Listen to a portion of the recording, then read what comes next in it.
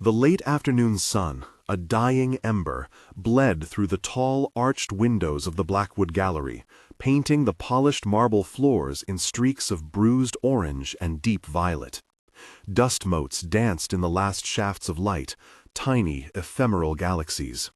My breath caught, lodged somewhere between my lungs and the knot forming in my throat.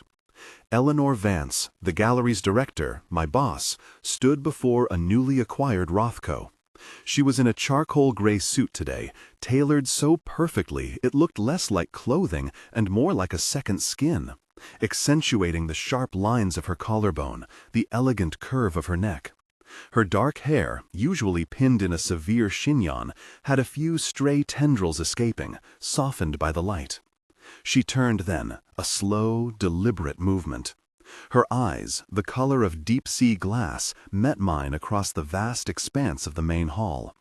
They held that familiar, unreadable expression, a mix of glacial detachment and something else, something I couldn't quite name, something that always pulled at me, a dangerous, forbidden current. My job was simple, straightforward. I was Leo Maxwell, 22, freshly out of a town so small it didn't even merit a dot on most maps, doing everything from hanging exhibits to minor repairs, making sure the Blackwood gleamed. A grunt, essentially. A small cog in a very grand machine. But when her gaze landed on me, I felt less like a cog and more like a live wire, humming with an energy I didn't understand. I was supposed to be checking the ambient lighting, making sure the recessed spots were angled just so. Instead, I'd been watching her, drawn like a moth to a flame, a foolish, reckless impulse I couldn't extinguish. It wasn't just her beauty, though she possessed an austere, almost regal kind of allure. It was the way she carried herself, the quiet power that radiated from her, the profound stillness that spoke of a deep well of grief and resilience. She was a fortress, and I, a boy from the sticks, found myself inexplicably trying to scale her walls. She walked towards me, her steps silent on the marble, the only sound the faint, elegant rustle of her silk blouse beneath her jacket. My heart hammered against my ribs, a frantic bird trapped in a cage. Each step brought with it the scent of her, something cool and sophisticated, like sandalwood and old paper, utterly unlike anything from my small-town life. When she was barely an arm's length away, close enough for me to see the tiny, almost invisible silver threads woven into her dark hair, close enough for me to feel the subtle warmth radiating from her, she stopped. Her gaze was intense, unwavering, dissecting me. I felt naked, exposed, every foolish thought and longing laid bare. Then her lips, perfectly defined, parted slightly. "One more glance," she whispered, her voice a low, husky murmur that cut through the silence like a scalpel. "And you're gone." It wasn't a threat delivered with anger, but with an eerie calm, an almost clinical precision. My mind screamed at me to look away, to break the spell, to save my job, my fledgling life in this opulent, intimidating world. But something primal stirred within me, a raw defiance. I'd grown up with nothing but the vast, indifferent plains around me, taught to stand my ground even when the odds were stacked. Call it foolishness, call it instinct, but I didn't flinch. I held her gaze, my own eyes, I hoped, reflecting a stubborn challenge. I called her bluff. What happened in that next breath felt like an eternity.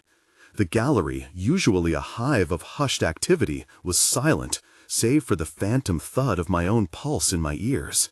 The late light, which had softened her edges moments before, now seemed to carve her features into something sharper, more formidable.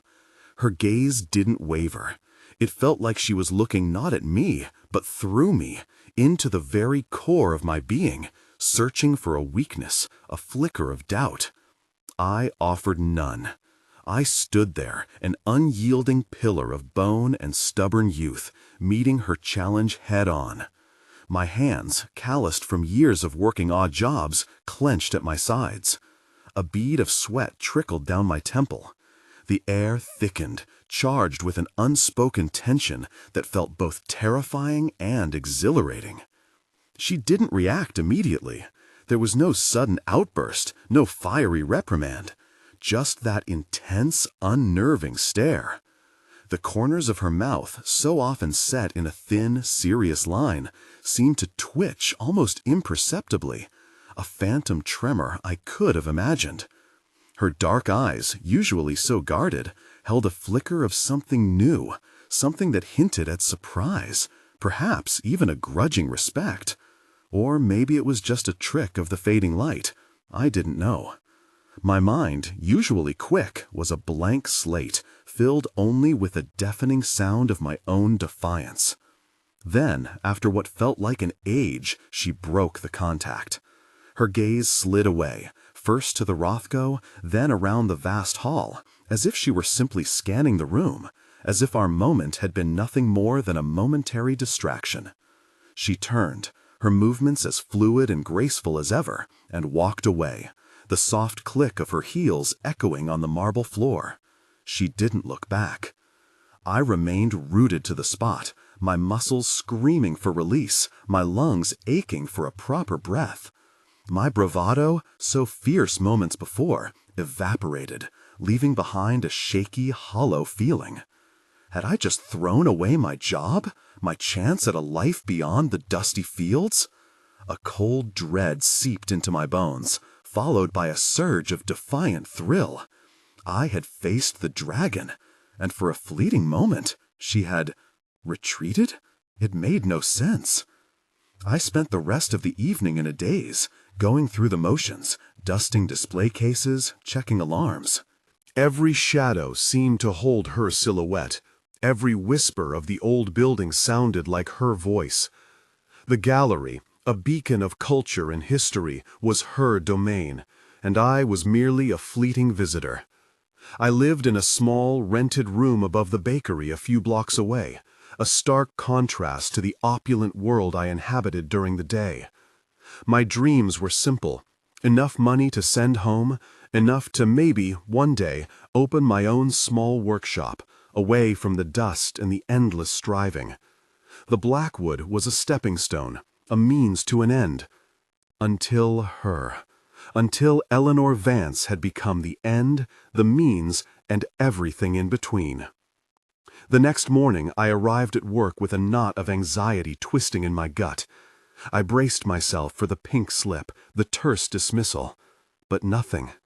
The morning passed in the usual rhythm of the gallery, a calm before an imagined storm. Just as I was about to head to the staff break room for lunch, my phone buzzed. It was Miss Davies, Eleanor's personal assistant, a formidable woman with a stern face and an encyclopedic knowledge of the gallery's inner workings.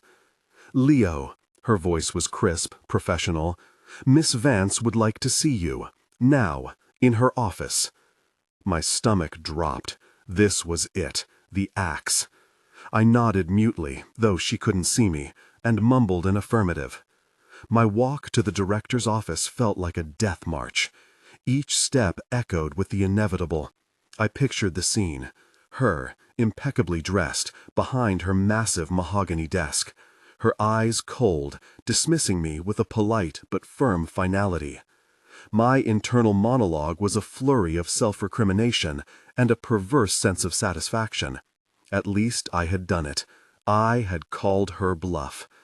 Her office was exactly as I'd imagined, and yet more imposing in person. Sunlight streamed through tall windows overlooking the city, highlighting the rich patina of antique furniture and the muted colors of valuable artworks adorning the walls. The air smelled of polished wood, leather-bound books, and that subtle, sophisticated scent that was uniquely hers. Eleanor sat behind a sprawling, dark wood desk, not looking up immediately. She was wearing a deep sapphire blue dress that day, the color intensifying the depth of her eyes. Her fingers, long and elegant, tapped lightly on a stack of papers.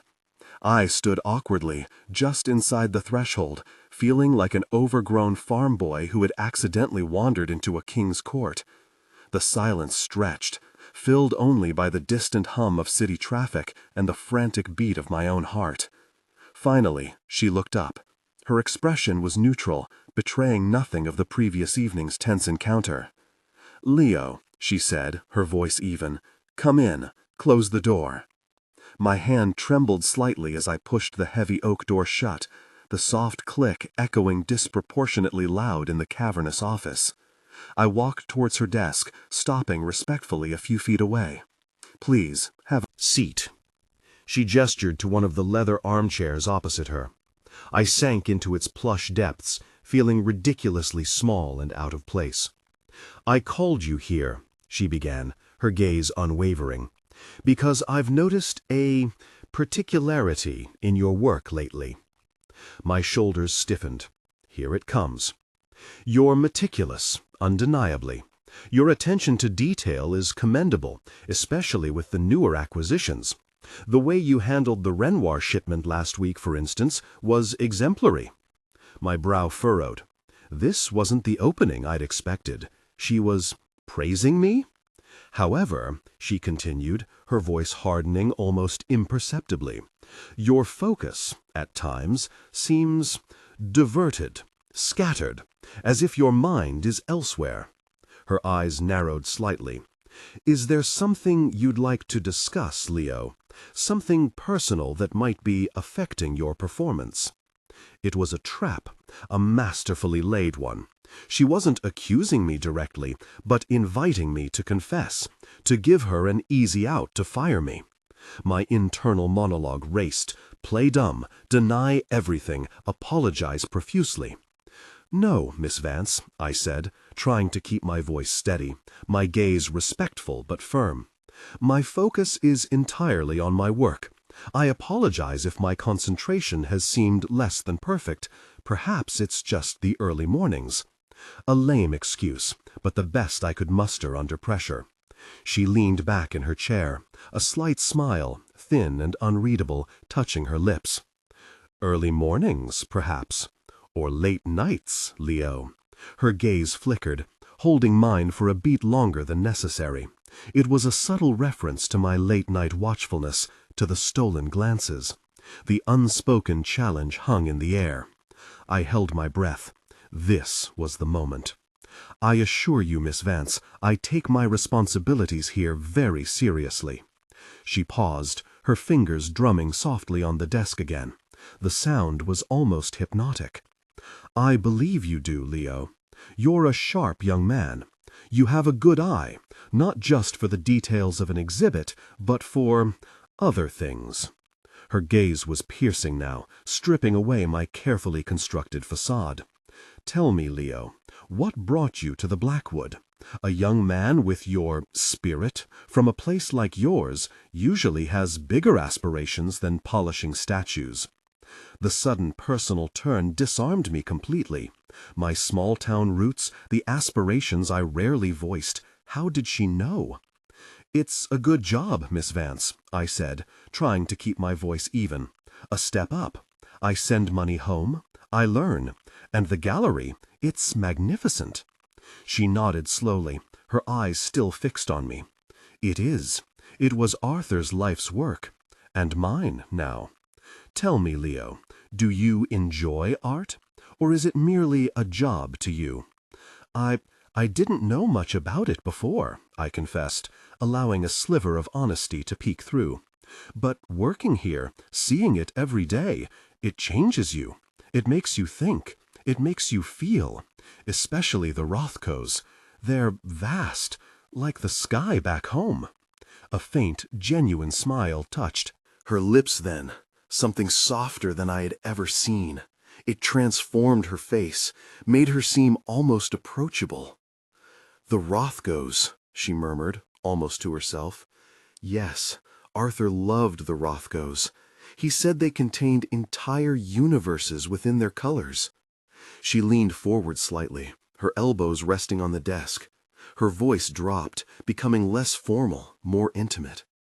"In here, Leo, when the door is closed and it's just us, you can call me Eleanor." My breath hitched, the world tilted on its axis. Eleanor. Not Miss Vance, not Director Vance, but Eleanor. The shift was seismic, shaking the very foundations of our established power dynamic. It was an invitation, a dangerous one, a fragile bridge built over a chasm of unspoken desires. My mind reeled. Eleanor. The name felt strange on my tongue, forbidden and exhilarating. Eleanor, I repeated, the word a soft exhalation, tasting like warmth and danger. She inclined her head, acknowledging the acceptance. Good. Now Eleanor has a confession to make, Leo. I've been watching you, too.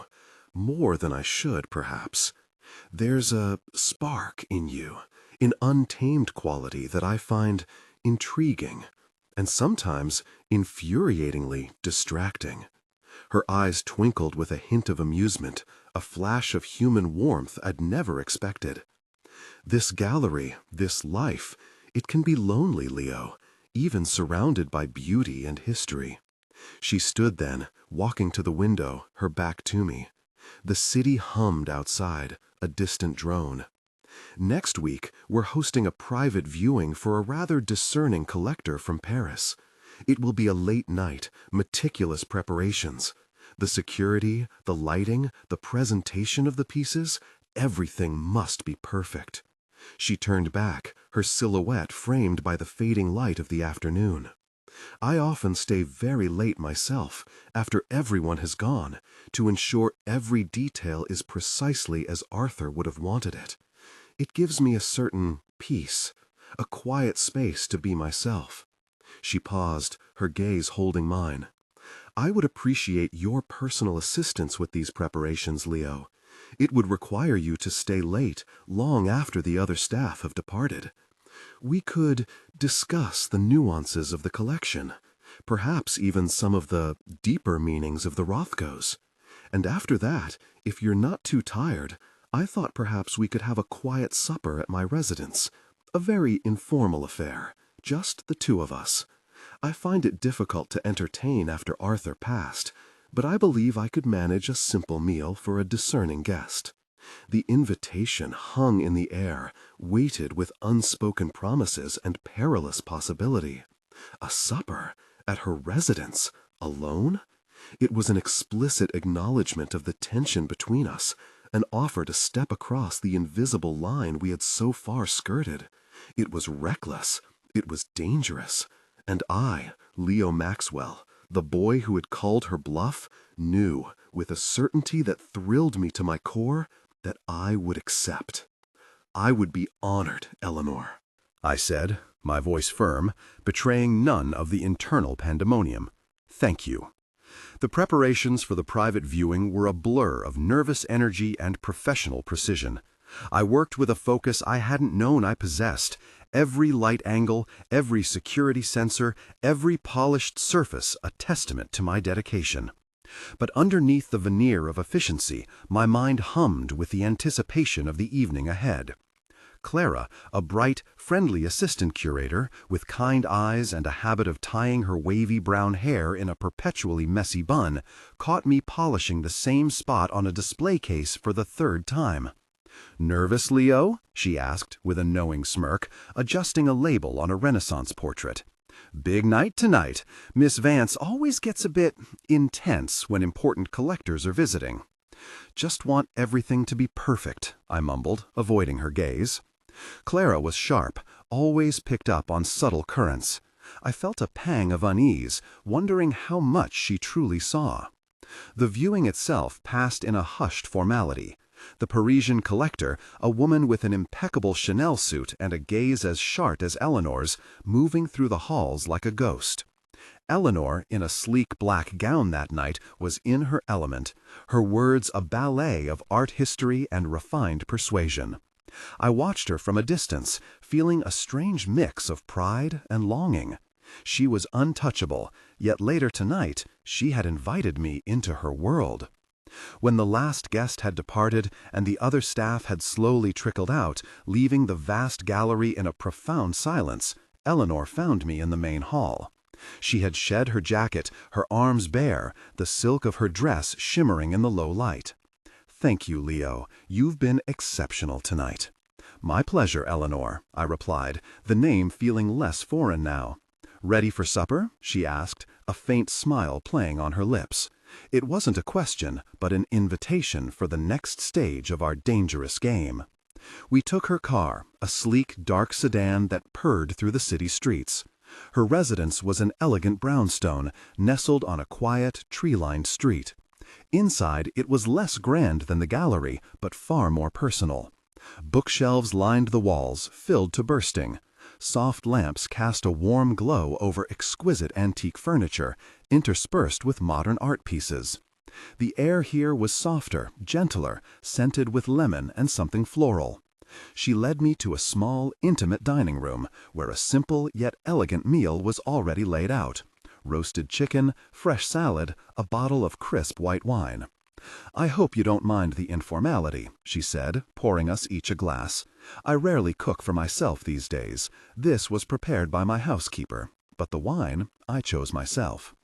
We ate slowly, our conversation starting with art, the details of the gallery, then gradually drifting into more personal territory. She spoke of Arthur, her husband. Her voice, usually so controlled, softened, becoming laced with a profound melancholy. "He built Blackwood, piece by piece, dream by dream," she said, her gaze distant, fixed on a painting on the wall. "He had such vision, such passion. When he died, it felt like the world had simply stopped turning, like a canvas suddenly stripped of all its color." Her fingers, usually so steady, trembled slightly as she brought her wineglass to her lips. "I buried myself in the gallery, in his legacy.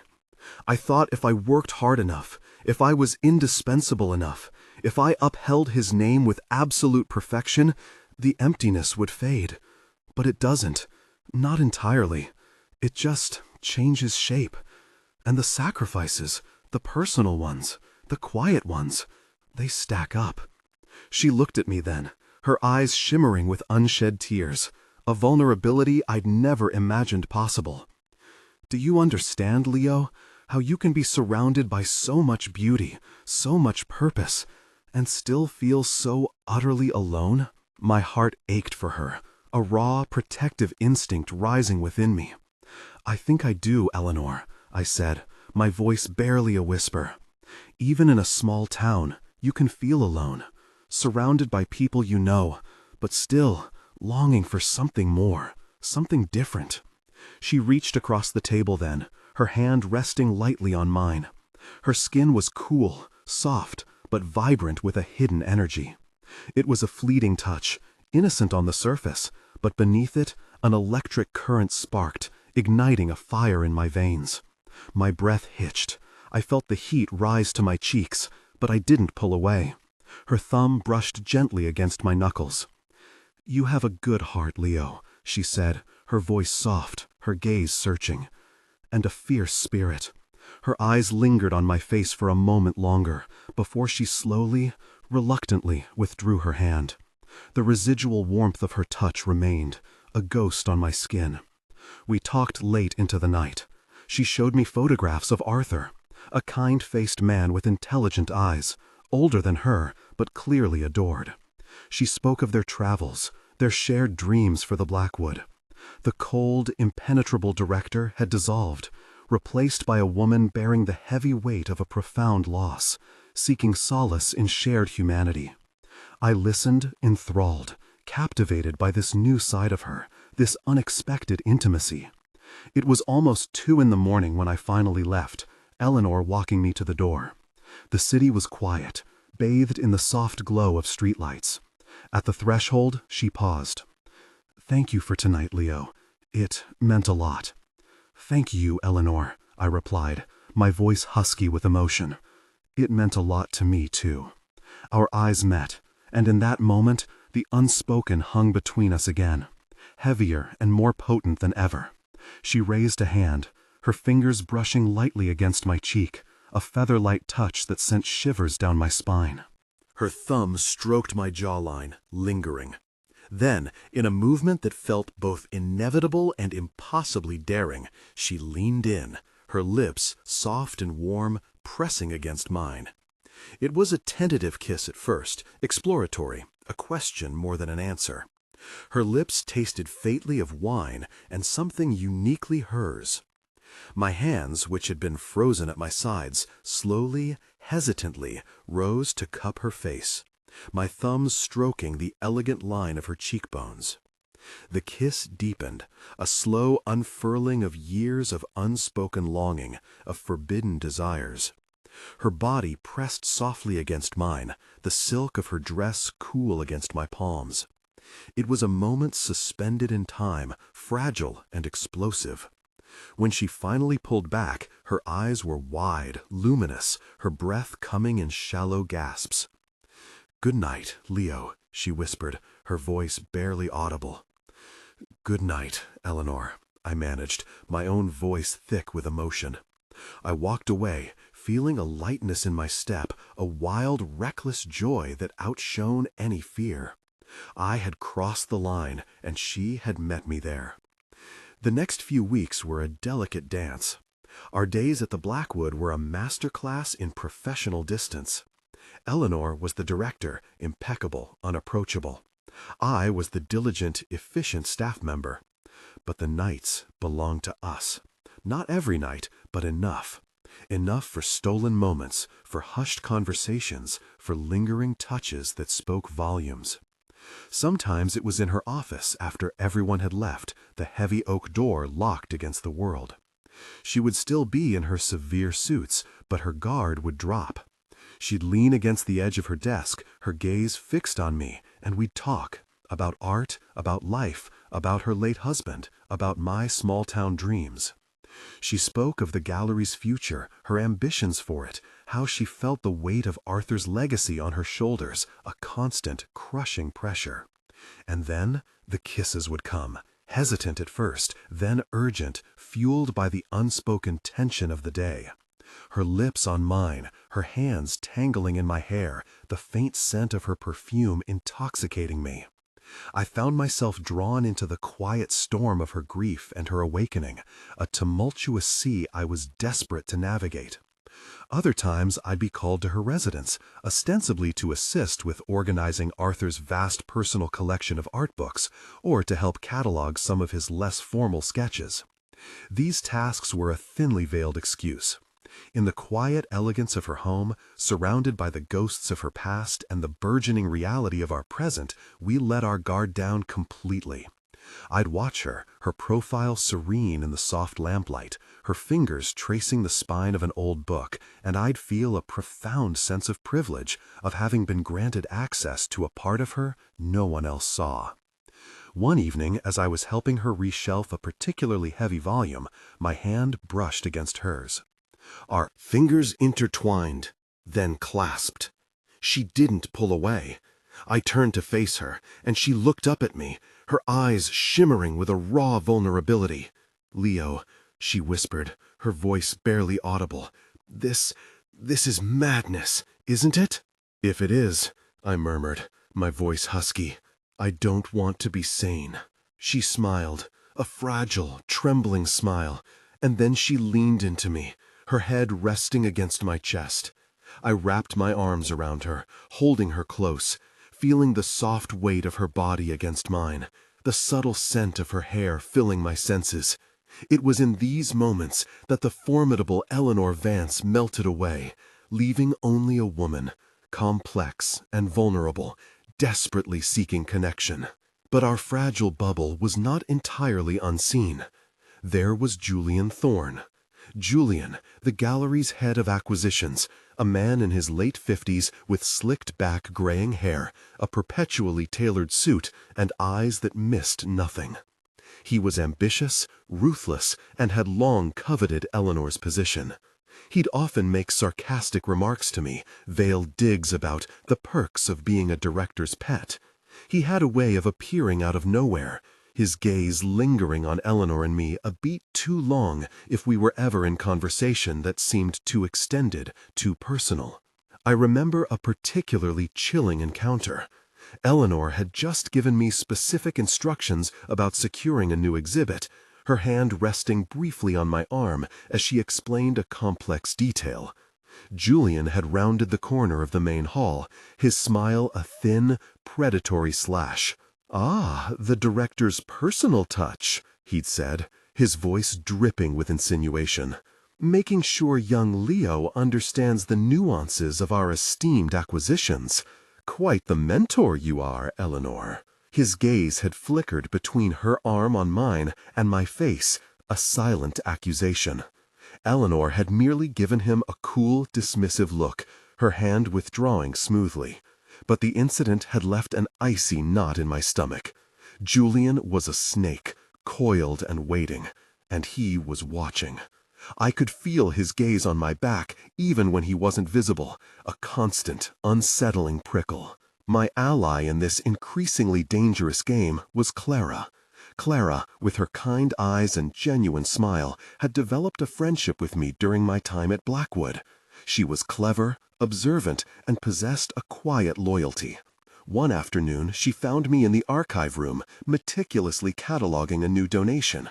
"Leo," she said, her voice low, pulling me aside. "Can I talk to you for a second, privately?" I nodded, my heart immediately thudding with a sense of dread.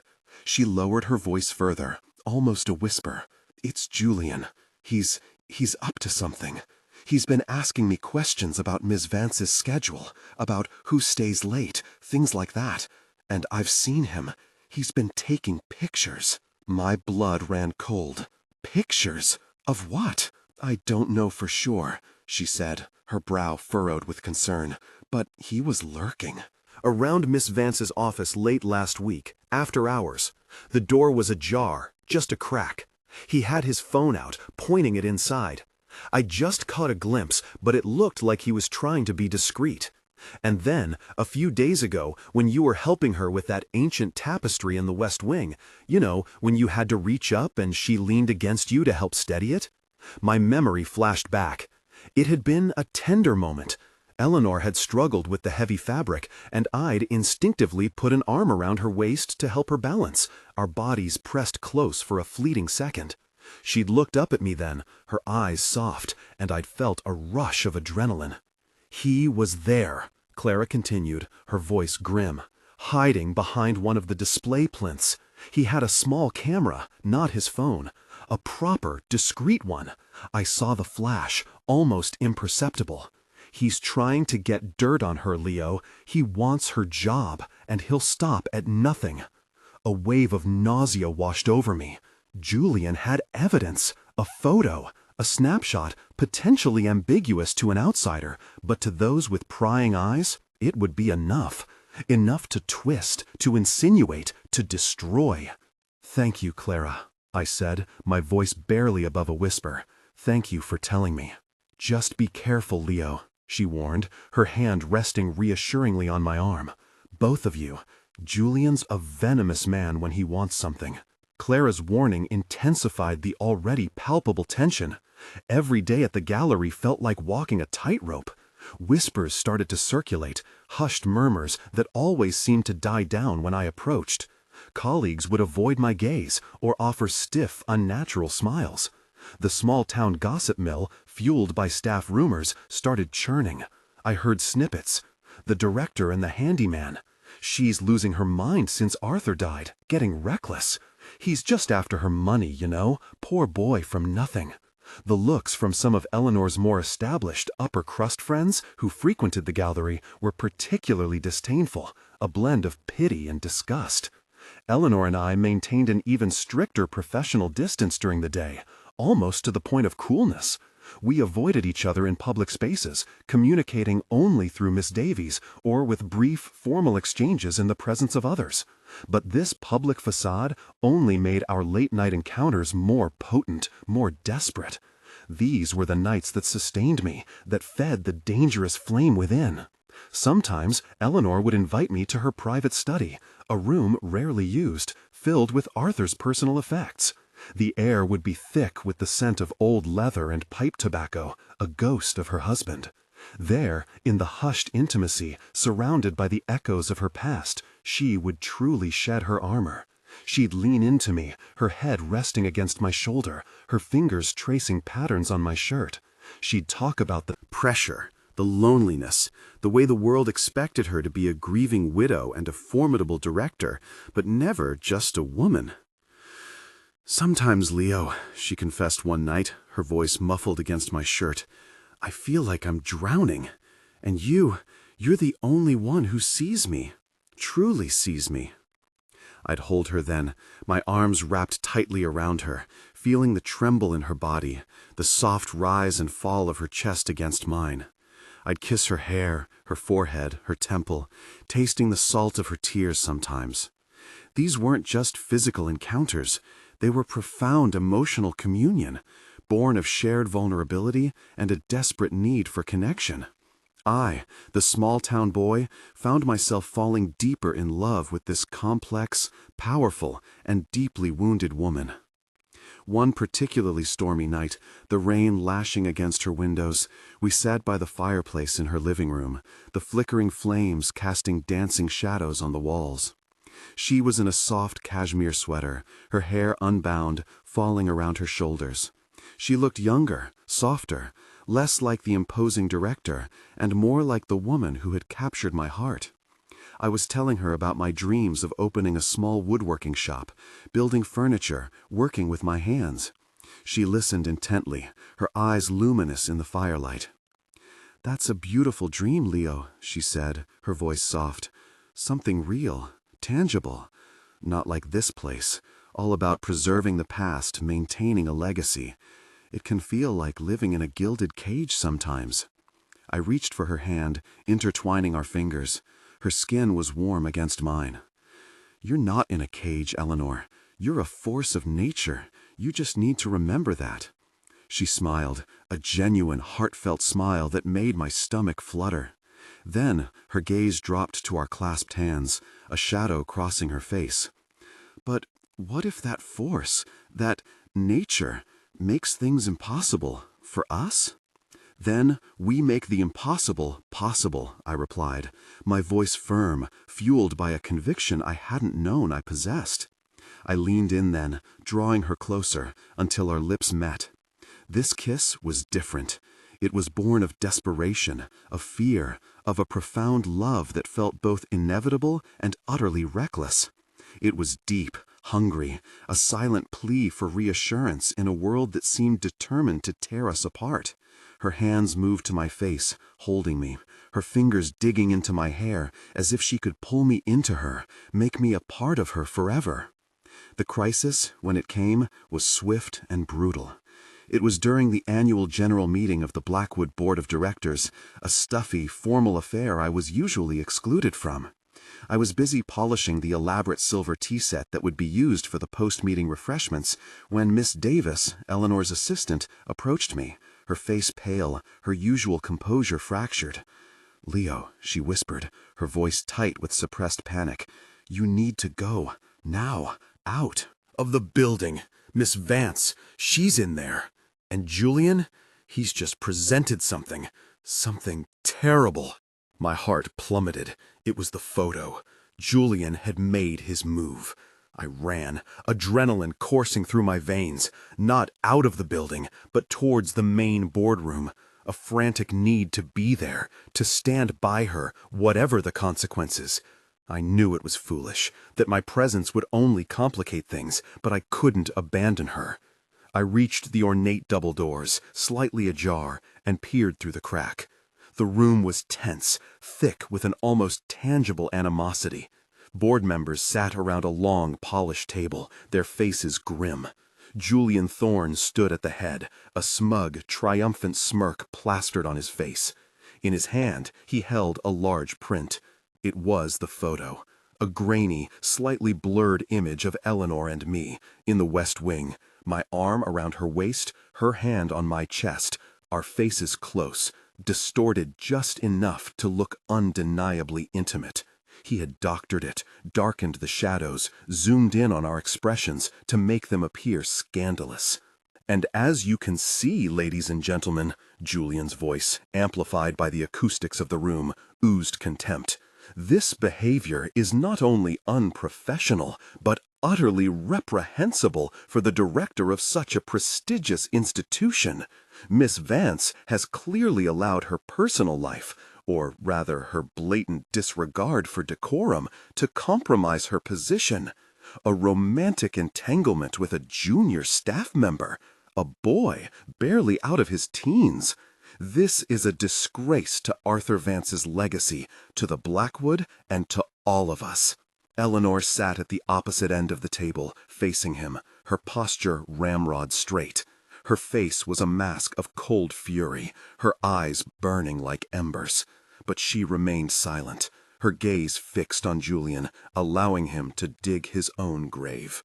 "I have gathered further evidence," Julian continued, reaching for a file.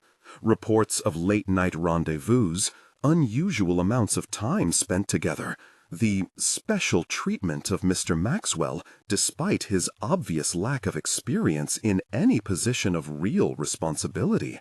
He gestured towards the photo. "This is not merely an affair, gentlemen.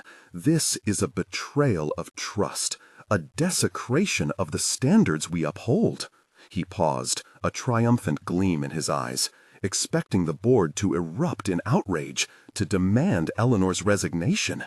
But something in Eleanor's unyielding silence seemed to hold them at bay. Then Eleanor spoke. Her voice, when it finally came, was clear, resonant, and utterly unwavering. It cut through the tension like a finely honed blade.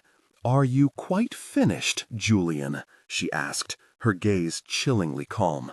Julian, momentarily flustered by her composure, stammered, "I believe I have made my case, Eleanor. The evidence is clear. Your position here is untenable." Eleanor rose slowly from her seat, her movements graceful, deliberate. She walked around the table, taking the photo from Julian's hand with a flick of her wrist. She held it up, examining it coolly, as if it were a rather dull piece of art. "Yes," she said, her voice gaining power, echoing through the room. "The evidence is indeed clear. A picture, taken surreptitiously, edited to convey your own malicious narrative. A snapshot, Julian, of a moment between two people. You wish for me to deny it, don't you? To cower, to apologize, to dismiss Leo, and to pretend that my heart, that my very humanity, has ceased to exist simply because my husband Arthur passed away." She met the gaze of each board member, one by one, her eyes burning with an incandescent fury. "Arthur was the love of my life. His loss nearly destroyed me. For years I dedicated every waking moment to this institution, to his legacy. I worked relentlessly, sacrificed my personal life, pushed myself to the brink of exhaustion, all to honor his memory, and to prove to myself and to all of you that I was worthy of carrying his torch. And I succeeded. This gallery has flourished under my direction. Our collections have expanded. Our funding has increased. Our reputation has never been stronger. I have been indispensable, have I not?" She let the question hang in the air, unanswerable. No one dared to contradict her. "For years," she continued, her voice softening, but losing none of its power, "I existed as a ghost, a director, a widow, a guardian of the past. But I am also a woman who, after years of profound grief, has found an unexpected connection, a solace, a joy, a humanity that I thought was lost forever." She turned her gaze to Julian, her eyes blazing. "And yes, Julian, I found that humanity in Leo, a young man with a spirit and a heart stronger than any of you could imagine. He sees me. He doesn't see merely the director or the widow of Arthur Vance. He sees Eleanor." I pressed my forehead against the cool wood of the doorframe, my eyes closed, my breath shallow. Her words were a balm, a declaration, a thunderclap. "And you, Julian," she spat, her voice laced with disdain, "you see only an opportunity. You believe that exposing my personal life, twisting a private connection into a public scandal, will somehow make me weaker. You believe that love, that happiness, makes me a less capable leader. You are profoundly mistaken. She held the photo aloft again. This relationship, this connection, does not diminish my strength. It enhances it. It gives me a reason to fight harder, to build better, to ensure this institution, which I now love, not just for Arthur's sake, but for my own, continues to thrive. It fills the emptiness that your cold ambition could never understand. And if you think that finding joy makes me less indispensable, then you fundamentally misunderstand what fuels true strength. Her gaze swept over the stunned faces of the board members. My record speaks for itself. My dedication is absolute. Julian Thorne, on the other hand, has just demonstrated a calculated, malicious attempt to undermine my leadership for his own personal gain, using my private life as a weapon. This is not concern for the Blackwood. This is petty ambition, pure and simple. The silence that followed was deafening. The board members, typically so quick to judge and condemn, were utterly flummoxed. They knew her indispensability, her value to the gallery. They knew Arthur's legacy was intertwined with her stewardship, and Julian, in his eagerness to destroy her, had exposed his own calculating nature. A gruff voice, belonging to the chairman of the board, finally broke the silence.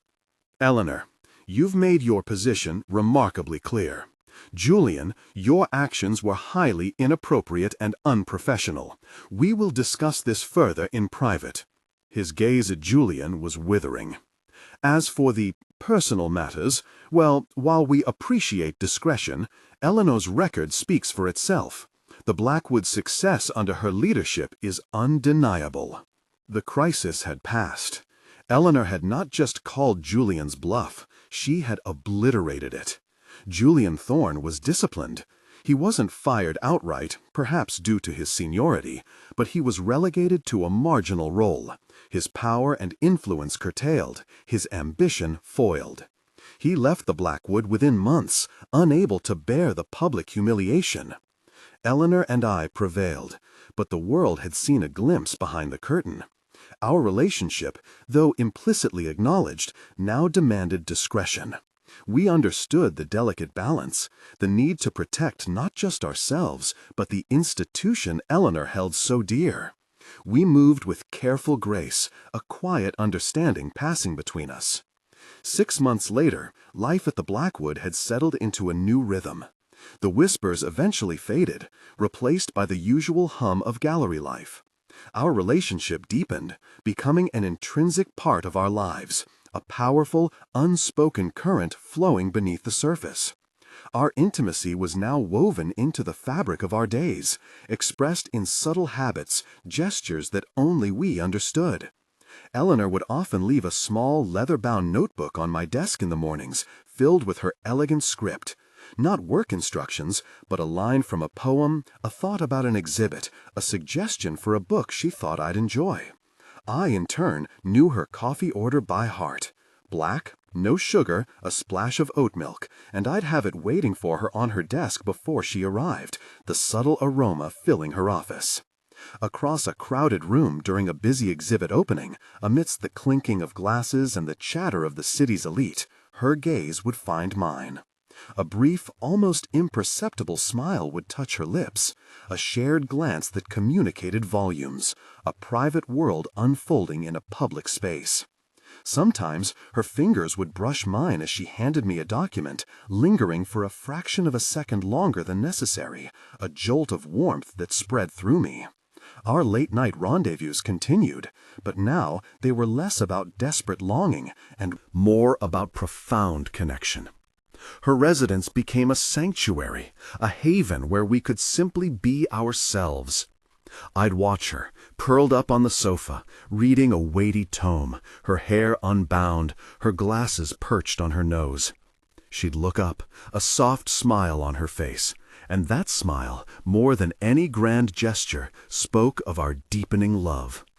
One quiet evening, as I was helping her tend to the small overgrown rose garden in her backyard, pruning the thorny branches, she leaned against me, her head resting on my shoulder. The air was cool, scented with damp earth and blooming roses. "One more glance, Eleanor," I whispered, my voice teasing, reminiscent of that first, dangerous encounter. "And you're truly gone for good, aren't you?" She laughed softly, a low, melodic sound that always sent a shiver down my spine. She turned her head, her lips brushing my ear. "And you, my dear Leo," she murmured, her breath warm against my skin, "would be utterly lost without me." It was our banter now, a private language, a testament to the journey we had embarked upon. I still worked at the Blackwood, still cared for the magnificent art, still found myself captivated by the stories the pieces told. But my perspective had irrevocably shifted. The career ambitions, the conventional paths I had once envisioned, now seemed pale in comparison to the vibrant, complex, and utterly real life I had found with Eleanor. This love, born of recklessness and vulnerability, was a quiet triumph. It wasn't about breaking rules for the sake of it, but for something profoundly human and essential. It was a testament to finding humanity behind power, to understanding that love, in its purest form, was the most valuable art of all. And in her elegant, scarred hands, in her unwavering gaze, I found a home far grander than any small town could ever offer.